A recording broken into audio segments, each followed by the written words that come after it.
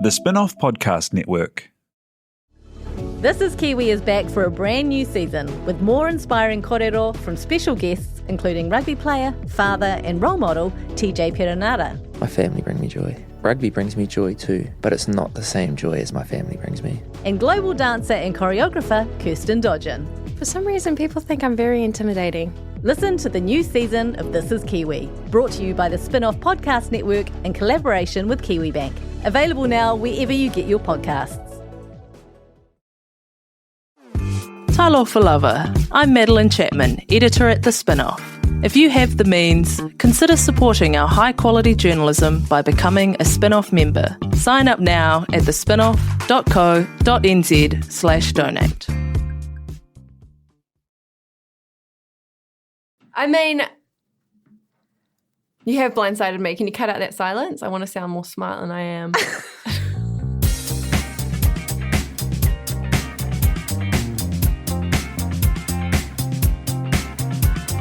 Kia ora koutou, welcome to The Real Pod. It was up until, 10, 15 minutes ago. It was going to be Jane, Alex and Duncan, but then Duncan remembered that he had a commitment on the outside.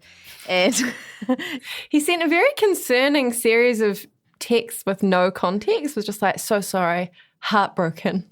I was just like, what are you talking about? It's just like watching reality TV, right? It's just all the drama without any of the context.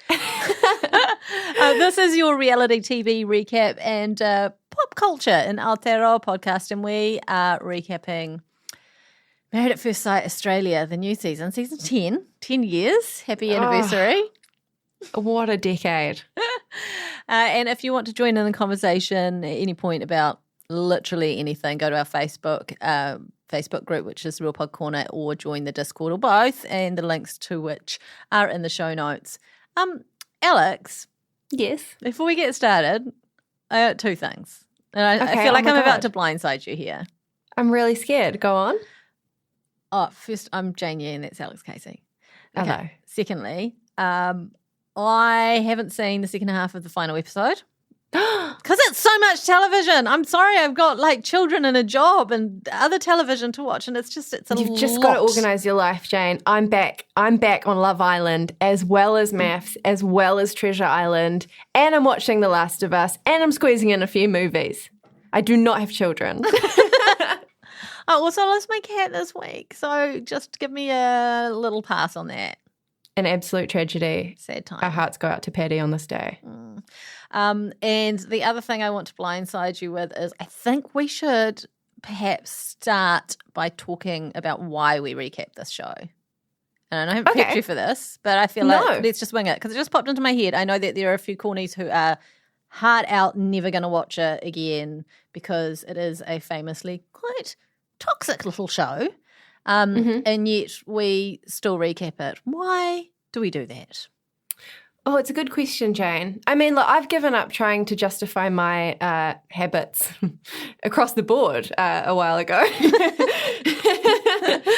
I've been thinking about this. This is not a justification, but after this first week, I am once again bowled over by how this show manages to showcase the many facets of toxic masculinity in the modern era in a way that nothing else can.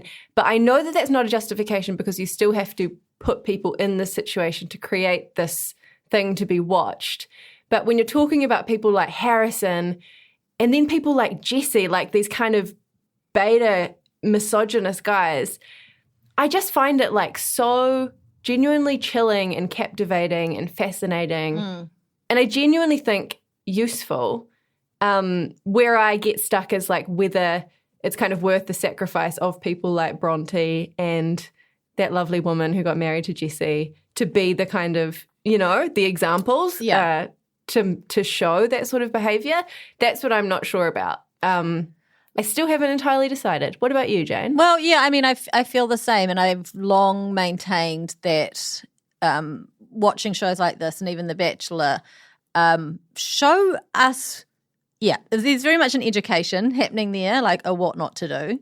And again, the sticking point is the people who are, I guess, the guinea pigs in the situation. My only remark to that would be people know. People know what the show's about. They've seen what can happen, and it's a risk, I think, that they're prepared to take. I think you would be extremely naive to go on a show like this and just expect that everyone who is cast is going to be like the best human. I'm not excusing any behaviour at all, but I do think people are there of their own volition, and therefore they want their story to be aired, and we are watching it, you know? No one's forced to be there. But I don't know. It's tricky. I mean, there's a lot of toxicity and there's a lot of problems with the show, but there's also like, it's just fascinating and it's often lovely. And you don't get to, in this life, you don't get to watch other people go on dates. You don't get to, sit at a restaurant with somebody and stare at them while they have their first day, or like watch people fall in love or any of that. And I think that we sometimes forget that like that's just another really crucial part of reality TV, is just seeing how other people are. And against the odds, we laugh a lot about Gonzo for his pure entertainment factor, but those Gonzo and Melissa are still together. They have children. Perhaps he's learned something along the way out of all of this. You know what I mean? Like he's doubled down. He's doubled down in the most literal way, aka having twins. I forever remain hopeful that people kind of learn from this, and if nothing else, they look at how they behaved on the television and people tell them what they think about their behaviour, and they're forced to make some self-assessments based on that. I think I think I want to call them the judges. I think the experts are doing a better job of calling out the things they should be calling out when they need to call them out in the last couple of seasons compared to, back in the Heidi and Mike days. But this is the show where I really first saw what gaslighting was. And I learned what gaslighting was from the show. And there's lots of things that I see between these relationships that I'm like, that is exactly like what I experienced. And now I can understand some of the psychology behind it and learn a bit about myself. It's a huge sacrifice some people are making so that I can go on this journey of self-discovery. But here we are. Ultimately, look, we're a couple of schmucks who love reality telly, and this is a juggernaut, right? It's massive. It's massive. I mean, 10 years in. And this year they're really emphasizing the extent to which they trawled to get these contestants. They said they've done tens of thousands of interviews. They absolutely did not do that. I don't think old mate John Aitken is sitting on Skype all day. For like 4 years in the lead up to this. I mean, truly, I am sure they had tens of thousands of applicants, and I'm sure that many, many thousands were popped in the in the bin, so to speak, like right from the hop. But I don't doubt that they did, trawled pretty hard to find the perfect characters for the show. And they've done bloody well. I will also say, before we get into the actual recapping, if you don't want to watch it, don't watch it, but listen to this pod. Oh, yeah. Keep listening and tell your flatties. Tell them, tag them, text them, all the things. Because it is also something that we can do for you. If you feel weird about the show, if you don't want to watch it, let us be your eyes and ears. Yeah. Okay. 10 years of Married at First Sight starts off with the traditional hens night and the bucks night. There was really nothing of note here apart from the apparent girl next door is actually a freak in the sheets. I feel like this is the only storyline that came out of like a lot of hens and bucks night coverage. Yeah. Have we got a tally going on the use of the phrase freak in the sheets? Because I reckon we're already in double digits. We are definitely in double digits. I mean, it's wild. I just can't wait to see, her name's Melissa, and I can't wait to see her marriage. I know, that's next week, that's going to be next week. I will say, it is always such a weird, first day of school feeling watching the hens and the bucks nights where you're like, I have no idea who you are. All these women look exactly the same, but I know that in 3 weeks' time, I am going to know you so well. Yeah. And you're going to be such a big part of my life. It's like the first couple of weeks of Love Island too, where you're just suddenly everything clicks and all these people who were just amorphous sort of filled faces become full personalities. What a thrill. After this week, once again, as always, I'm like, I have so much hope. I have so much hope for some of these couples. Even the couples that I'm like, this is looking very, very bad, I still somehow hope it's going to be okay. There's going to be some success stories. There always is. I mean, that's the other thing. Not that I'm like still thinking about our defense of the show, but like I cried probably in every episode. Yeah. Those weddings get me good. You know, cry like watching television constantly. I don't know if that's a great sign of this is true. the quality of the show. I cry at that ad with the 3-legged dog. Oh, my mum loves that ad. You guys could talk about that. Yeah, we should have a cry pod. Cry pod. That's Think so of that. good. Tripod. What were we saying? I forget. Just emotions. Just emotions. that where there are success stories, there are, and there's some, sometimes I feel like the success stories have been accidental. There's a couple of couples in this particular season so far that I'm like, it feels like they've really tried to find life partners for these people. And we'll start with Lyndall and Cam, who are adorable. I feel like there's no way this can't work. They just, I mean, she's an accountant, he's a chippy. Start your own business. She does the books, he does the labour. Come together at the end of the day and have just a nice time. They can share hair products, as they've discussed already. He's got a luscious head of hair. He does, and that's what I've said. Love his hair. They could share shampoo. And then, of course, one of the bridesmaids said exactly the same thing. So we were all thinking it. And does she remind you of anyone? Because I am like, she is Muriel from Muriel's Wedding. She has got the same smile. Interesting. I actually have not seen Muriel's Wedding. Okay. Would you believe it? But I wrote down, I think she looks a lot like Jenna Marbles, the YouTuber. I don't. I'm 44. And that's the cultural clash is a real pod. They are adorable. She has cystic fibrosis, and that's what's prevented her from kind of committing to any long-term relationships because she had a shorter life expectancy than most. But there has been a miracle drug that's been approved in Australia, and now she's looking to have decades and decades and decades added onto her life expectancy, which is freaking amazing. And that alone is like, I don't know, a real learning experience to think of that people, you know, have to deal with these sorts of things in their lives. Well, totally. We're worried about a coffee going cold. And how it impacts like your approach to relationships and the future and stuff is so interesting. And yeah, totally something that you just don't really see discussed anywhere, you know, when it comes to like people talk about miracle drugs and stuff like that. You don't actually think about what that really means for someone's like dating life. Totally. It's all that kind of like, I guess you do think about the impact on kind of their psychology and all of that kind of stuff and how hard it must be. But there's so many other factors of life that then has a domino effect on. Totally. And they could not have picked a better guy to match with her. What a sweetie. He has so many funny jokes in his vows when he's like, I got to tell you, I've got a 21-week-old boy. He's a blue healer. I just loved him so much. And then it became very clear that they were like very well matched. She loved saying, I'm not here to fuck spiders. Yeah, great. Shout out to Jordan Major on Bachelor in Paradise. Trademark. They have to last. They basically fell in love the moment they saw each other. They both love a red tie curry. Come on.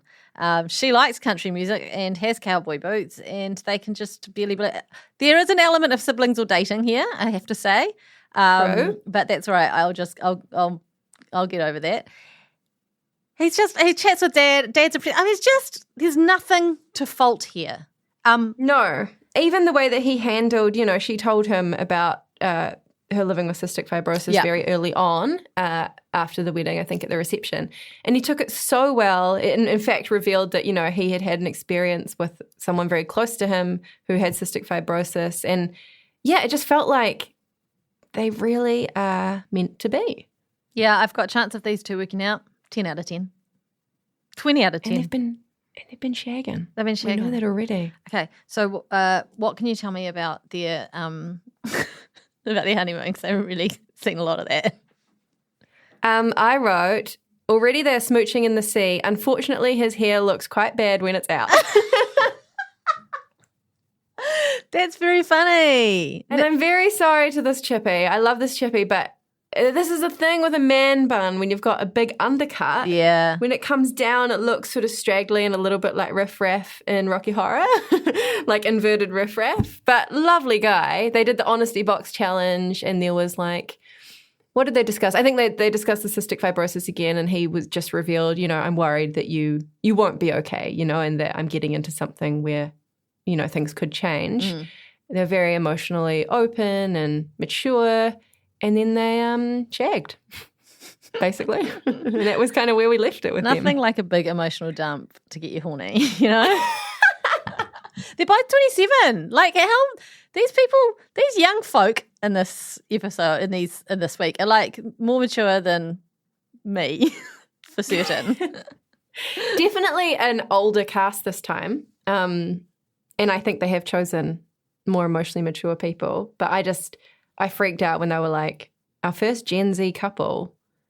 Oh, this wasn't them, was it? No, it wasn't. But they are only like a year older than the Gen Z couple. So it's interesting how they just cast a certain lens on, this is our Gen Z couple, and then this is our like just adorable, perfect, everything about them, mature for their age couple. But actually, there's only a year between them. The only interesting thing about, what is their names? Tani and Ollie is their age. Like, that's the only thing they've got going for them. That's not true. Tani's teeth, but we'll talk about that. Is that Tani? No, that's. Oh God, I can't. I'm not there yet. No, it is. It's early days. Tani. It is early Tani. days. It's Tani. We'll get there. Also worth noting that Cam works 900 Ks out of Darwin in Indigenous communities, making schools and hospitals. I'm sorry. And then he's got these amazing dimples. So perfect human, pretty much, apart from the hair out. And what does that mean for her? Like, is she, if they work out at the end of this, he's definitely moving to town, right? Because he's got his new life. She needs to probably be close to access to medical help, and he's not going to be out there doing that thing for too much longer, I reckon. No. He's going to have a I think he'll podcast in move no for time. her. Yeah. It's going to be great. Harrison and Bronte next up. Ooh, at the other end of the love spectrum. Yeah, she's an online beauty educator. What's that? Is that like Angela Stone? We got a couple of online beauty educators this season, and I think it all just means YouTuber. Is she a beauty blogger? Online beauty educator is such a. If she is, I love it because it is such a great way of framing it. Yeah, I mean, I would like to be educated by her. She always looks fantastic. I'm going to start calling myself a media analyst. Based purely here on the Real Pod, Harrison is a builder. He has a 3-year-old. He thinks he's a great dad. He's a great catch. Why wouldn't anyone? He thinks he's fucking hot. Do you think he's hot? No, as soon as I saw him, I was like, not my type. But also, I just don't even think necessarily. And I feel safe saying this because he's been a bit of a jerk. He doesn't need my love. He's got so much for himself. He just has this aura, which I think you can see in the room immediately gets picked up when he arrives at the wedding. And the bridesmaids are just like, no. Yeah. And it's like, it's very hard to articulate, but some men just have that aura. And I feel like we've definitely seen at least one person like this, even on our own version of this show. His inspo for his suit was Daniel Craig in Casino Royale. He put on 60 tons of cologne. And then sneezed all the way home. Even though he knows that's what happens when he puts on cologne. It's not. He doesn't sneeze when he puts on cologne. He sneezes because he's put on half a bottle. Like, it's so much. There was not any part of his body or Daniel Craig's suit that was not saturated. Maybe that's why everyone was recoiling. Yeah. It was just so overpowering. One of the bridesmaids, I think it was her sister, was like, "You're a lucky guy," when he's standing at the altar. And he sort of turns around and says, well, she's doing all right too, or something like that, something to that effect. Oh, it's like, read the room, mate. It's so gross. Like, how fragile are you that you have to, like, balance that out and correct that? It's just so sad. There's a lot of sad men on this show. It's never good when the bridesmaids just muttering, please be a nice person, because everything that they're getting off of them is the opposite of that. The wedding was nice enough. Lots of cuts to Jessica in pink. And and that's because Jessica's been warned about Harrison. He's pretending to be someone he's not, and she has the proof. It was such a good, so they did like a cold open of this episode, right? On that scene of her kind of pulling the bride aside and revealing that we didn't not a secret or something. We didn't know what it was. Yeah, that's right. And then we found out that he allegedly had a girl on the outside. Girl on the outside. Okay, I can't tell you how happy I am that this term is back in our vernacular. Girl on the outside, I feel like it might have existed prior to Gonzo, but it was really cemented as like a copyright situation by Gonzo a few seasons ago. He famously had a girl on the outside. Apparently, he was buying gifts for her. His friends were caught on camera, like revealing that was true when they didn't think they were being filmed. It was just a whole thing.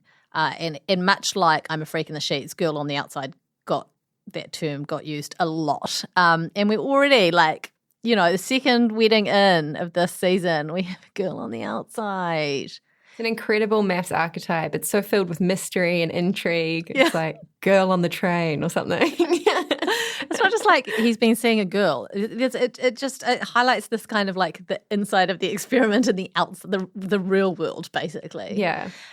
And this girl was apparently messaging him as he was even packing for the experiment. Yeah. And he was sending her photos of his suitcase, being like, ready for MAFS, lol. And it basically told her he's going to go through the experiment and then be with her at the end of it. There were a few Crazy. There were a few people on that chat, on that WhatsApp chat, because there were 2 laughy face reactions to the photo of him packing that this girl had sent through to Jessica. So I want to know about the group chat. Is this like Wayne Brown's Grumpy Old Men? Or maybe grumpy old girls on the outside. She's a young girl and she's blonde. We know that. And there was apparently an "imagine if I got you pregnant before I went on MAFS, what a scandal" message that Harrison sent to her. Which, oh, dear. A red flag or just like red giant tarpaulin, you know? Did this Jessica woman, who was very funny, how it was like, I wonder if there was a conversation with production earlier that she's like, I've got some goss. How are you going to know? How should I signal to you that I've like got information? Should I wear like a hot pink dress? She was was in the middle of all the muted colours.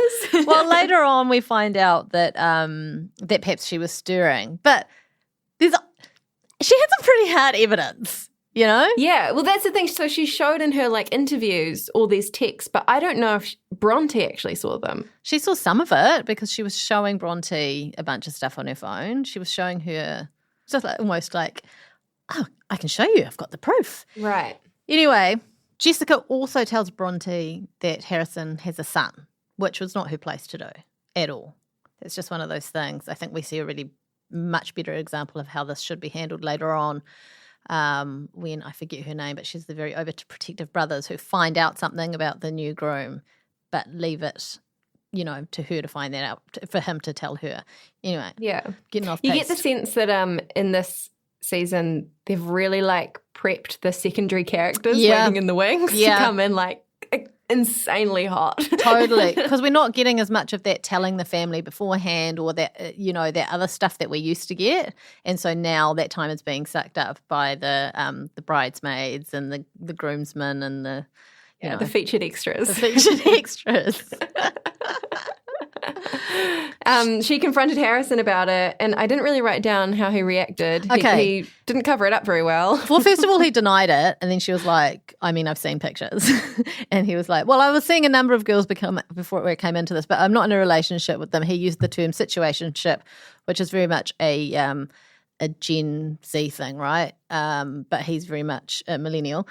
And then he said something like they connected a week before the experiment, and it was someone he'd had a crush on for a long time. This is all sounding worse because it sounds to me like he liked her, nothing ever happened, and then suddenly just before he's going to the show. And so that's left it up in the air. Like he's probably still mad about her if it was just like a week ago. Mm-hmm. And he sent her, and he did say to her, I wish this was you I was going into the experiment with. And he tells Bronte this. Harrison, get out of there. I mean, is it too... Can we just do a swap? Like, can they just bring in a new groom for her? It's just terrible. I would love that. It is terrible. And then he says that she's blindsiding him. It's just, honestly, you couldn't write it.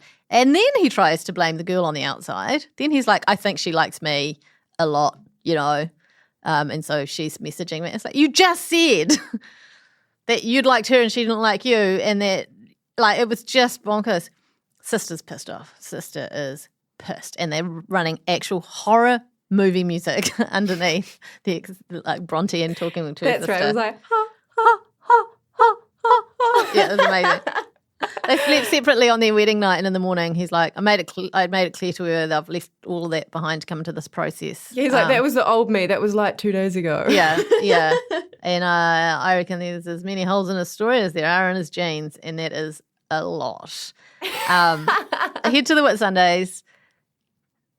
Sister calls, and it just feels weird. There's something about this that feels off. She's done a complete 180 because she was so anti him with all this news. She says, I found out that Jess was just stirring, that pink dress was stirring. She wasn't the centre of attention, therefore she thought she'd just make her mark. But I don't know. I think his reaction when Bronte confronted him is all we need to know. Is all we need to know about what kind of, you know, energy he's bringing into this show. So you can even take Pink Jess right out of the picture and it's still a disaster. But yeah, but she had text. Like, unless that was some elaborate, like, ruse and she did a Photoshop job, you know? Even if she didn't have text, the fact that he said, I was interested in someone else a week beforehand and told them I wished that I was coming into the experiment with them, like, that's bad enough for you to be running for the hills. But Bronte, bless her heart, really just she wants to believe the best, and I guess you can, you know, you can put on some rose-tinted glasses and be like, I don't want to be, I am a beauty blogger and I need to be here as long as possible, so I need to forgive this guy if we're going to move on. And secondly, maybe there's a chance that people have put their online beauty education on hold for me to be here. And so, yeah, you know, there's a lot at stake, and she may want to be in love with someone and just hope that it works out and that he can have some sort of redemption arc. We shall see. Chances of he did say he was a new person on that second day, which I think was mostly symbolized by him wearing a hat. Yeah, you know, it feels, new day, new me, and then they had sex. Oh, yeah. So this is where I had to stop watching, not because I got the ick, but just because I ran out of time. Oh, Jane, but he got the ick. You missed this whole new chapter. It was so tense and horrible. Basically, they both seemed to get a little bit sloshed at a vineyard. Oh, no. And he was being, like, very flirty, being like, oh, you look so sexy. I want to jump over the table. And I was just so grossed out. And then clearly something happened that night. They had an intimate exchange that did not go well. And then the next day it was just like everything had changed. They had this really weird conversation in the morning and he was like, I don't want to talk about it anymore. It's just everything's changed. The chemistry's gone. And then they had to meet up again for a really tense dinner, at which point, of course, the waiter brings out the honesty box, what everyone wants at this exact moment. And then he just unleashed, like, he's just like, I need more time to find you sexually attractive again. And then she was, like, alluding to all this stuff about what had happened in the bedroom, and it was just so icky. The thing I saw in the teaser was her saying, I know his favourite sex position before I know his favourite colour. Yeah, yeah. What and else he, like, was discussed? Exactly. Like, so you don't, as a viewer, you didn't find out much more than that? About what happened? I get the sense that it's just like he doesn't want to open up about anything. She was like, it's good that we got the physical done, but I'm looking for a mental and emotional connection. He's just like, I don't want to talk about this. Oh my God. Why do you keep God. wanting to talk about this? And, like, stormed out. Do you think she wanted to cuddle after sex? And obviously that's just not on. He hasn't decided what his favourite colour is yet. Oh. And then he, like, said she was being really emotional and hysterical. Oh, hysterical. And just all the buzzwords. And Yeah, I just wrote Harrison is the worst man in the world. And that is the end of that. Look, before even seeing any of that stuff, which is horrifying, I had chance of these two making it, 0 out of 10. Oh, God, that's really awful. But I'm curious. Yeah. I'm curious to know what happened as well. Because there's got to be, there's more to it than just bad chemistry. Yeah. You know, by the sounds of it, there's definitely more that happened in that bedroom that was just like, oh, that wasn't as good as I'd hoped, you know? Yeah, and he just keeps storming out. It's just awful. I feel so bad for Bronte. God, Justice for Bronte. He's probably messaging the girl on the outside. I just think he doesn't know he's on a TV show either. Like, I just feel like he feels quite inconvenienced by the whole thing that he's opted to do. Kia ora, this is Toby Manhire, here to urge you to tune in to Gone by Lunchtime, a podcast with me, Annabelle Lee Mather and Ben Thomas, tackling the world of New Zealand politics, from policy to polling, from scandal to psychodrama. Listen to Gone by Lunchtime, brought to you by the Spin-Off Podcast Network, wherever good pods are sold. Kia ora, I'm Alex Casey, senior writer at The Spin-Off. We wouldn't exist without the ongoing support of our generous members. If you're able to, you can make a donation at thespinoff.co.nz/donate. Are you curious about how business can be better? I'm Simon Pound, and I host Business is Boring, a podcast where I caught it all with some of the most interesting people in entrepreneurship, commerce, and making things happen. Tune in to Business is Boring every Tuesday, brought to you by the Spin-Off Podcast Network in partnership with Spark Business Lab. Sandy and Dan are up next. Yeah, I know. Dan is 42. He's a digital business owner, something to do with digital marketing. I don't understand the internet at all. He's got a daughter, Kelly. She's 16. He's ready to find some, she's grown up. He's ready to find someone who, not necessarily a mother to his daughter, but a partner to him. Lovely. Mm-hmm. Sandy. He gave me Dion vibes. Yeah. Like not super rich, but just like face-wise. Yeah. Though, he owns his own digital marketing company. And again, I know nothing about the internet. It sounds like money. I just need to know how big his wallet is in terms of feet. Yeah. These are the statistics we need. We want to do some data viz. Sandy's 36. She's a dental hygienist. I would love to be married to a dental hygienist. That shit's expensive, but really important, And her friends say she's got big dick energy. And she is her parents are Punjabi Indian. She's from very, very traditional background. And her parents are not on board at all. No, there was that very devastating scene where, they clearly don't want to be involved in the production at all, where she went in to tell them and the cameras are waiting for her outside and she comes out and she's just devastated, crying by the car, and you see the shaky camera try and catch up and she's just like, they don't want anything to do with me. But she is like, to her credit, just hell-bent on making this thing happen and finding love for herself. Yeah. And I think she's done it. I think she might have too. The thing that really upset me was when she said, my mum said that she doesn't want anything to do with me if I do this. And I get that, I don't understand, I'm not raised in that culture, so I don't understand the traditions or how, flexible people might be in certain ways. But I guess I was kind of expecting maybe we're not going to be there and we don't support you doing this. But it was kind of like she's going to cut me out of her life type thing, which seems real intense. It could have been hidden so stuff. We weren't privy to it, so we don't know. Dan's friends at the wedding were super fucking racist. Like, when they arrived and they're just looking around and there's some traditional Indian celebratory decor and they're just like, this isn't what I was expecting. And then it kind of just ramped up from there. So gross. They're like, gotta be Thai or Indian. It's got to be like Thai or Indian. And then she comes out and they're like, I told you. I know. Oh my God. So bad. Horrific. Then Dan doesn't know what he's in for, and I don't know if it's what he's signed up for. That crossed the line for me. Was just like immediately making it like this isn't going to be something that's going to appeal to him. It's instantly deciding. Awful. Gross. Horrendous. So gross. She looks terrified as she arrives. He reassures her. They start their vows. she cracks a joke, and then Dan's friends were all like, "Oh, she's cool. You go, girl." Like complete 180, but in the most how patronizing and condescending to think she was like incapable of being funny. Like, yeah, just really, really, really gross. So funny though. He gets teary. She offers him her veil to wipe his nose. It's so good. I love them. I love them too. They arrive at the reception to a dance and it's really lovely and it's going really, really well and he's saying all the right things. And I am watching on 1.5 speed and the dance floor is hilarious. Well, it was great because, I mean, correct me if I'm wrong, you might know a bit more about licensing and stuff than me, but because it was like the traditional kind of Punjabi drums, it was an instrument in the room and not like a recorded music track, we were able to get more action. You know, normally you don't get to see much dancing because they have to dance in silence, basically. Yeah. But it looked like this amazing big dance party. It was so cool. It was so cool and very funny on 1.5 speed. It turns out any dancing that's not like, you know, choreographed dancing, though that probably is funny too, but it's just, just like little ants dancing around. It's great.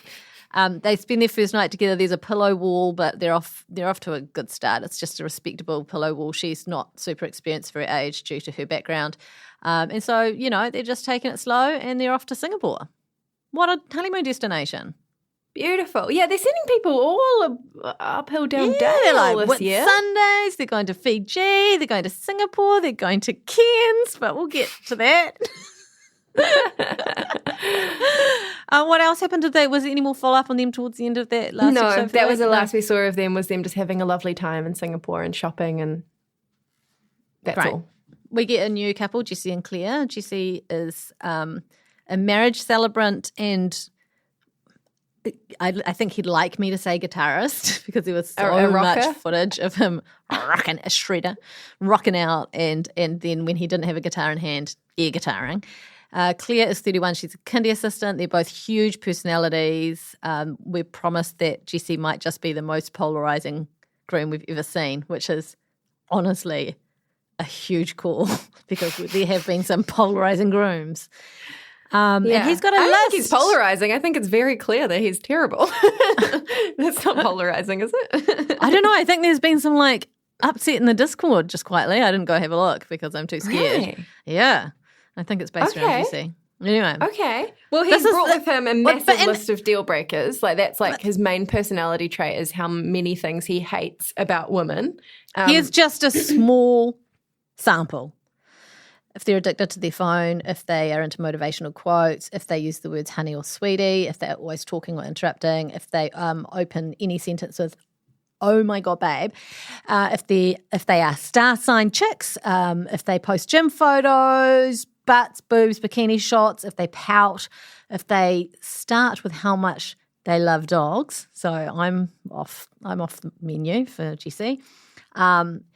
And then he talks, like he tries to get a bit emotional about what he's looking for, and he talks about how he goes to these weddings that he officiates, and then he gets in the car on the way home and feels a bit sad and lonely because he wants someone to talk at. I'm paraphrasing, but he wants someone to talk at about his day.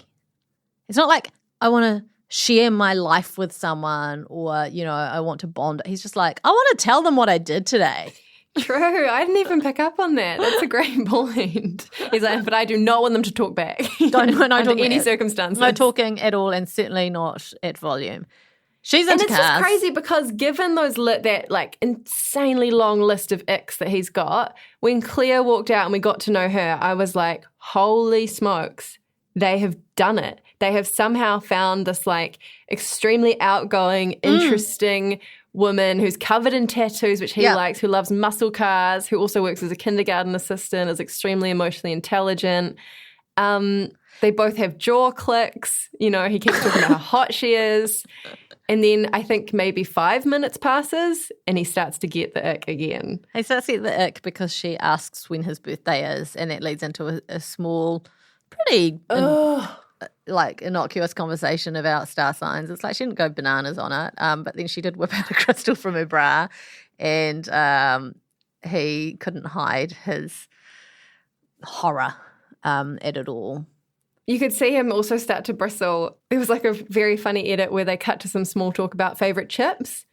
and he said grain waves, and she says, oh, that's like for a dip, which is like a controversial thing to say.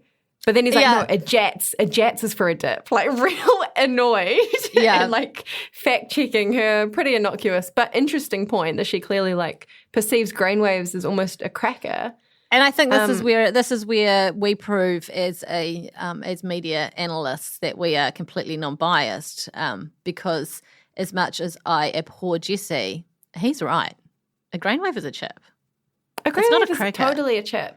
But I think it's like interesting to think about it maybe being a straddler. Like, what's it made of? You know, like Grains. That's not potato, is it? It's grains. What's grains? It's in the name. Corn, isn't it? It certainly is. It certainly is. So some would say the best kind of chip. I think it lives in the chips. Like I would expect to find grain waves in the chip part of the supermarket, not the crackers. Or it could be in the bit that's a cracker? A cracker is like flour, isn't it? I want to say like an animal. It's not about the ingredients. It's about like the end product, right? Like it's a cracker to me is like a savoury, flaky kind of crunchy. Oh, like a chip, a bit, I guess. A cracker is an edible spoon. It's something you would put something on top of. You know, like if you can put a little bit of cheese and a little slice of cherry tomato on it, it's a cracker. If that's how you would like to eat it, you can eat it plain, sure, but it serves itself best with some toppings. A chip, a grain wave great is on far its too own. corrugated. It's You would far too never. corrugated for anything. No, you could try. Shit. You could try. A food fantasy of mine has always been to build a tiny house with like a grain waves roof. Yeah, like a gingerbread house. Yeah, and then like perfectly fit all the corrugated bits together. And then There's maybe no reason you can't do maybe this. you could have like crusket walls. It's an achievable dream. This is an achievable dream. You've got like peanut butter as your like soldering bits, you know, as your, I don't know what the word is, as your grout. And this is all to say, look how much ripe territory there is for conversation from that one grain waves comment, and yet he chooses to see it as a red flag. Do you think Jessie would like us, given how much we've just managed to talk and fill what should arguably just be some nice dead space with a lot of chat about grain waves, right through to grain wave roofing, like the works? I don't reckon he would love his time with us. I don't think we have a chance with this rock star celebrant. I'm sorry to say. Has he thought about how he might give someone else the ick with his lots of things? He thinks he's perfect. Yeah. It's just such a weird thing to define yourself by all the things you hate about other people. It's just so unpleasant at a very basic level. And look, we all have things that we like would prefer not to. You know what I mean? Like we all have things that there might be in someone that you're like, I don't really believe in that stuff, or I'm not really into that kind of thing. But to go so far as to say it will immediately give you the ick and to have that decided beforehand is just, he's just shooting himself in the foot, because every person has some of these things somewhere in them. And they're also like very gendered, the things that give him the ick. Of to course. the point where it's like, have you considered that you might be a misogynist, good sir? Yes, yeah, bad sir, I think we should say. But I think also, you know, the ick for me is more of a feeling that comes, it's like more of a vibe, you know what I mean? Like it won't immediately be based on one attribute or, I don't know, because I am obviously a saint. He arrives at the altar, cracks his neck, cracks some gags. You know, she arrives, she's ungodly hot, and it seems like it's a great start. Can we talk about the celebrant just quickly here? Just because I feel it's relevant because he's a celebrant. Oh, I didn't even notice the celebrant. The celebrant had a very thick Italian accent, and all he said was, buongiorno, and now they will share their vows. And I was just like, he must have been really rubbish for them to include like that's all he said.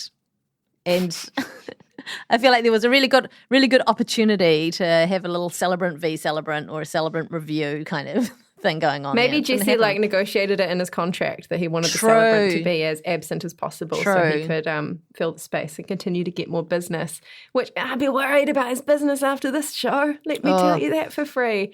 That's right. He probably still has a future in brutal slamming tech death metal. Tick, tick, tick, tick, tick, tick. I thought Tic Tic was that little skateboard. They are. I don't know what's going on here. I just love, so it was like everything seemed to be going well, and then it kind of crash cut to the next morning, and it's like, the couple have spent the morning apart after Jesse told his new wife to shush at the airport. The VO in this is so good. Like, incredible. It's so documentary. And I really would love to see like an alternative edit that's got like the dude from Love Island doing the voiceovers, or Brie from Treasure Island, you know, and just kind of some of that witticism that comes in to make it a pure comedy show. But yeah, there's definitely some comedy in the fact it's trying to be really, really serious. But yeah, that's not a great thing to do, is it? To someone, tell them to shush and to use their inside voice, which would feel even more, I don't know, for some reason feel like even more offensive, because that's probably something she says to her kids at kindy all the time. Mm-hmm. True. Oh, so my it really gosh. is like hammering home this kind of like, you're being, you know, I think you're childish or immature kind of thing to her. Yucky, that's yucky, yucky. true. They did have this moment where he like came out to talk to her on the pontoon, and he made some attempt at kind of opening up about his insecurities and something like that. And it was funny in her, and he kept bringing up the star sign chicks thing, and then it was real funny in her private interview, and she's just like, he is being such a Cancer. It's so good. I think, like, what a cool little barb for him to be watched back, because he'll be watching, like, that would be the biggest insult to him, was have her say that in her in the moment interview. Totally. There's ways you can say things as well. Like, you might not be into star signs, but you can just say, oh, hey, you know, the reason why I was a bit weird last night, I'm just really not into that sort of thing, but it's your thing and I totally get it. And I'm, you know, like, he's just like, he says, I don't, you know, what gives me the ick is star sign chicks. You know, so he's kind of like really labeling it. I don't know, so uncomfortable. He just dropped the word star and sign, and I think we've got our problem. Yeah, that's true. Tani and Ollie, we can probably race through the next couple actually pretty quick, because yeah, well, can we just we're say before we leave Jessie and Claire, I respect her for immediately walking out after the honesty box conversation they had. Oh, because I didn't see this. Yeah. Oh, yeah, they had an honesty box thing. Again, the honesty box comes out at the worst possible moment, and he reveals, one of the questions was, what's the most annoying thing about me? And he said, you know, just all your like random comments about everything. And then did this like long sort of monologue imitating her, being like, wow, look at the sky. Wow, look at the sun. And you could just see her turning. And she was just like, no, you're not my person. And got up, packed her bags and just walked out. And I was like, that it? Is she gone? Rocks. Well, it appears that she is gone. We don't know what happens next, but it really looks like she's just leaving the experiment. And he's just sitting there like the wizard of loneliness that he is. I feel like they'll be back. Tani and Ollie, youngest contestants ever by 1 year, and they want to get out of the Gen Z dating scene. Just a lovely couple, delightful. Yeah. Everyone's on board. They do seem more their age than perhaps Cam and Lyndall, who are very mature. And there's really nothing to say except for this amazing edit when they got to Fiji of the getting into the hammock and the paddleboarding and the tennis. And I'm like, they're the real pod right there. They're real podding everything they touch. True. And they had sex, and she says that she's chuffed about it. And so I feel like that's very real pod too, you know? Yeah. Good to be chuffed. Good to be chuffed. I had this thought when they went off to Fiji. I was like, what about a MAFS Treasure Island crossover? So you marry someone and then you go straight into a Treasure Island style game with them. Oh, great Can you imagine? idea. Can you imagine? Or like, or you get married and then they have like brides and grooms teams.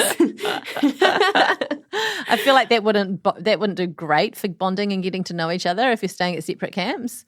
True, but maybe you come together at night. No, okay. We'll work on it. It's going to be great, Jane. It's going to be so good, though. This is copyright. Yeah. Oh, it definitely is. Okay, Janelle and Adam, she's a content creator. He's an entrepreneur, did competition website, he has an online podcaster. website competition. And he's thinking of doing a podcast, which, as we all know, is a very good job, It's Jane. a very good job and very, very lucrative. He's recently returned from the UK, but don't worry because his mates over there are still running the website. You can run websites from anywhere. Isn't that the whole thing about the internet? Anyway, he cheated in his past relationship 8 or 9 years ago. He mentions this rocky past in his vows, and the brothers are freaking. She's freaking because she doesn't know what his job is. And in Asian culture, you know, having a solid, stable career is very important. The brothers bail him up. They talk to her and tell her to talk to him. So this is what we're saying about a respectable way of finding out something about someone, but letting that person reveal their secret or skelly in the closet to the bridal groom or whoever at the appropriate time. So I'm all about the brothers. Plus, they look really fucking cool. Like how they cool did look are those cool. brothers? I love how one of them like got his hair bleached, especially for the wedding, because we met him earlier and he did not have that hair. Yeah. They were ready to jump into character. Yes, they were. I will say, quite funny of Janelle to be so caught up in his precarious career when she is a beauty influencer. Yeah, yeah. I feel like though, from what she said, she maybe makes some pretty good coin. Broke up with her ex-fiance and then her numbers tripled. You know? And I think that's just a lesson to us all. Just don't know. It's not necessarily the most long-standing career. I mean, we don't know yet. We don't know. yet. Well, the future is not. It's not set in Too stone. Alex early Casey. to tell. But I want to win a prize from his website. Me too. That's And all I'll say. And I'm also very offended that she doesn't think that podcasting is any sort of respectable career option. Excuse me. We've been out here modelling stable podcast careers for 8 years now. She does say that she's not going to judge him for something he did 10 years ago in regards to the cheating. I think that's probably fair enough at this point. That's quite a long time he's been open about it. Let's just see how it plays out. But she's really fixated on this career thing. I think the thing that frustrates me about these two is that I think they could just say a couple of things to kind of smooth things out. And they get there eventually, but it takes a really, really long time. I think if she just explained, in my culture, this is an important thing. And also, my last boyfriend, who I was with for a long time, he wasn't stable. And so that makes this a sensitive area for me. And then he could say, here's a little bit more about what my job actually is. And it's not even necessarily about income. It's a, level of income. It's just about the fact that there's, that there's a stability there, and that maybe will translate to one day we might be able to get a house together. We might be able to have a family. You're not going to be rocking off here, there, and everywhere. And maybe it's tied into kind of commitment for her as well. So I think they just both could have shared a little bit more, made themselves a little bit more vulnerable. And I think when she was talking about, I just want to make sure that you're like got a place to, like, you're not out on the streets, kind of sending that vibe to her, vibe to him, that she was kind of doing that to try and kind of like keep it cheeky and fun. And I just want to know what you do. Instead, she should have just been honest. I will say, though, the way he retaliated to that, being like, well, it's not like I'm sleeping from bus stop to bus stop, really vibe like someone who was sleeping in a bus stop. No, it's vibes like someone who's sleeping couch to couch, And they're like, well, it's not bus stop to bus stop, at least, yet. There's nothing much. Those guys resolve things. And there's Caitlin and Shannon. She's a makeup artist and gamer, apparently. He's super Australian and a dad. Oh, no, she's the one who's got the amazing teeth. I love her teeth. She's got lovely big teeth. And there's something about, I'm so over everyone trying to have like, they're very straight and perfect and white, but I'm really over everyone trying to have like these cookie cutter teeth. I'm all about your little snaggle teeth and big teeth and all of that. So I'm obsessed with her. Oh, no, she's not the one with the teeth. No, Tani's the teeth. This is what happens in the first week. The Sorry. extent to which you have teased these teeth. Oh, God. No, Caitlin's the teeth. Oh, my God. My notes have run into each other. It's because I didn't bold Duncan and Alyssa. Alyssa's the woman. He's the conventionally hot biker dude. And Dunk the hunk. Dunk the hunk. I want to know what happens when the extensions come off after something like this. Like, because she's got quite short hair and she put in a massive ponytail at the wedding, right? Woman's right to choose. That's totally fine. But how would I feel if I married someone at first sight, a man who had a man bun extension put in, and I thought he had long hair, and then he whipped it out on the, we hit the honeymoon. What does that him do? whipping it out. What does that do? It out on the honeymoon, Jane. This is true. What do you think? There should be some sort of disclaimer? No, just curious to know. Like, imagine if he was like, oh, she's got amazing, beautiful hair, luscious locks. And then That's the one thing I love about a lady. she took them off. Luscious long hair. I don't know. It's just one of the things. He can deal with it. He's emotionally mature. Oh, he's fine. Alessandra says he's probably the most eligible bachelor they've ever had in MAFS history. When you saw that shot of him running down the beach with like his wetsuit halfway down, I was just like, this is crazy. This man should have been like a bachelor.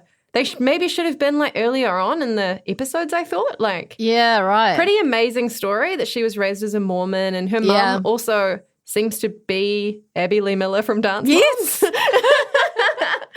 I'm curious to know about the mum because I'm like, is she still Mormon? Is the mum still Mormon? Like, what does she think? Like, I want to know. Like, when the dad came out when Alyssa was 16, did that like, you know, obviously that had an effect on the marriage, and what happened to the mum and her relationship with their faith? It's only because I'm obsessed with bloody sister wives. Anyway, okay. True. We'll wrap it up. Wheelhouse. We've still got like 5 more weddings to get through next week, or whatever. So exciting. And it's just like you have to do the kind of the wedding mahi to get to the dinner party treats. Yeah. And we know they're just around the corner, and I'm so excited. All right, Alex, go do your thing. Thank you so much, everyone, for listening. Thank you, Samuel, for recording and editing. And thanks, Corns. We love you. Thanks, members. Goodbye. Kia ora, I'm Duncan Grieve, founder of The Spinoff. You can help us keep all of The Spinoff's award-winning journalism free for everybody by becoming a member today at thespinoff.co.nz/donate. Do you find it hard staying optimistic with all the financial news in the media? I'm Bernard Hickey, and on my podcast, When the Facts Change, I'm here to help you navigate the ever-changing landscape of economics in Aotearoa. So join the conversation every Friday on When the Facts Change, brought to you by the Spinoff Podcast Network in partnership with KiwiBet. The Spinoff Podcast Network.